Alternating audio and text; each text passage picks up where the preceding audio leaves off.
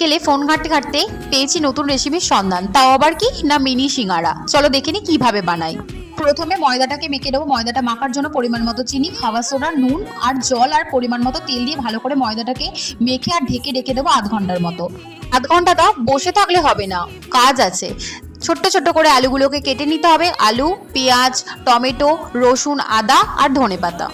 তারপর কড়াই তেল দিয়ে ফোড়ন দিয়ে আলুগুলোকে দিয়ে দিতে হবে, ওই ছোট্ট ছোট্ট করে কাটা আলুগুলো। তারপর দিয়ে দেবো পরিমাণ মতো পেঁয়াজ আর টমেটো। ভালো করে আলুটাকে ভেজে নেব।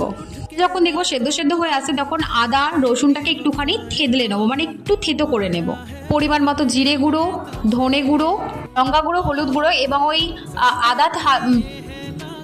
আদা থেতোটাও জল দিয়ে মিশিয়ে আর ওই কড়ার মধ্যে দিয়ে দেবো। তারপর একটুখানি শুকনো করে আলুর তরকারি টাইপের হয়ে গেল, মানে সিঙ্গারার যেই পুরটা। বাদাম না থাকলে চানাচুরের বাদামগুলো ডিপে থেকে বের করে নিয়ে ওইখানতে ছড়িয়ে দেবে। তারপর এরকমভাবে তিকোণ করে কেটে সাইজ দিয়ে বানিয়ে নিলাম সিঙ্গারা। Thank you.